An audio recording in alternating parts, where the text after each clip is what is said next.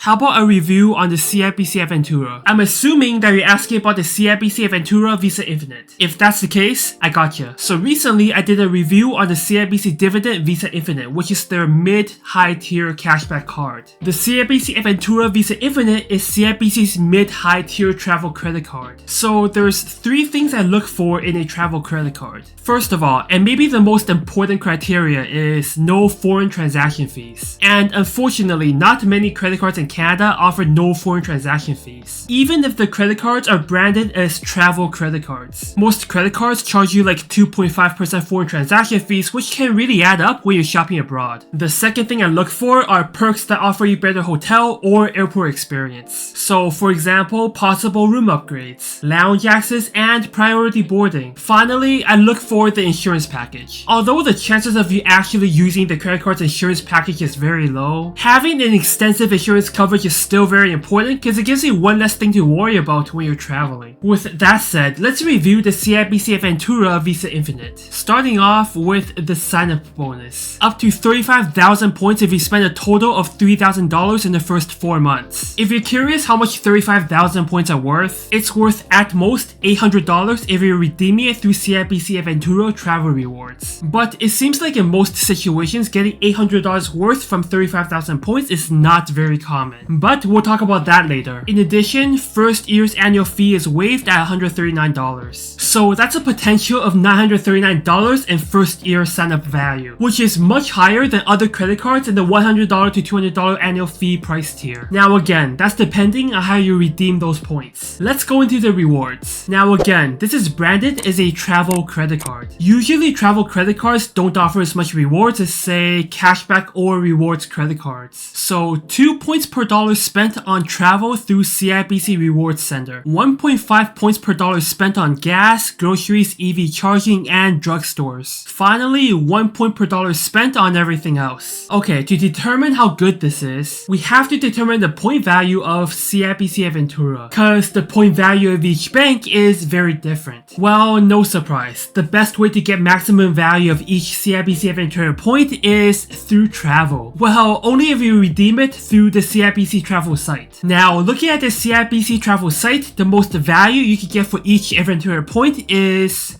800 divided by 35,000. That is 2.29 cents per point, which is quite high. You see, the problem is you're redeeming points on the CIBC travel portal. And through my research, it seems like banks charge a slightly higher price for plane tickets compared to Expedia or direct through airlines. Honestly, that's not surprising. That's how banks make money. They charge a small markup for plane tickets. So if you're redeeming points on banks' travel portals, yeah, on paper you're getting a good redemption value, but are you really getting a good deal when they're marking up the price of the tickets? In addition, it's also very hard to maximize the point value of each redemption based on the plane ticket's price. For example, if you look at their max flight redemption value, let's say you want to go to Italy and the ticket is worth more than $1,300. Well, you're only allowed to redeem up to $1,300 and the rest you'll have to either pay in cash or redeem at 1 cent per point. By the way, you can only redeem the ticket's base price. Any additional tax or accessorial charges will not be covered by your redemption. So really, if a plane ticket is exactly $800, yeah, you can waive that cost by redeeming 35,000 points, but you'll have to pay tax and a bunch of additional crap that's not advertised. And that can easily add up to like 15 to 20% of a plane ticket's cost. So really, the maximum redemption value of 2.29 cents per point on CIBC travel portal, you're probably not getting anything close to that. The exact amount, I'm not too certain. I would assume that's closer to like 1.75 cents per point. Let's assume 1.5 to 2 cents per point. So with the CIBC Aventura point value determined, how good are the rewards for this card? First of all, 2 points per dollar spent on travel through CIBC Rewards Center is the highest category. But then again, you're booking flights through a bank's travel portal. They're gonna charge you a slight markup. Might as well buy plane tickets on Expedia or something. So that 2 points per dollar spent on traveling through CIBC Rewards seems seems useless. Let's look at the other boosted categories. So 1.5 times rewards at gas, groceries, EV charging, and drugstores. If we're assuming 1.5 to 2 cents per point, these categories would be approximately 2.25 to 3% return on investment. For a travel credit card, that's pretty average. 1 point per dollar on everything else is not bad. But here's the drawback. This card doesn't waive the foreign transaction fees. Like, if I were to take this card abroad, I wouldn't be able to afford using this card. Being charged 2.5% on all foreign purchases? Bro, that hurts, man. I can't afford that. Okay, let's talk about insurance. This is where the CIBC Aventura Visa Infinite really shines. They offer 12 insurance coverages and is up there with some of the best credit cards in Canada for insurance coverages. The card's insurance coverage really lives up to CIBC's claim that this card is a travel card. For example, most cards only offer out-of-province emergency medical coverage up to age 65. While this card offers 3 full days of emergency medical coverage for people over 65, which is something not many credit cards in Canada offers. This card also offers other great travel insurance coverages like flight and baggage delays, car rental insurance, hotel burglary, and many more. So if you're traveling and paid your travels through this card,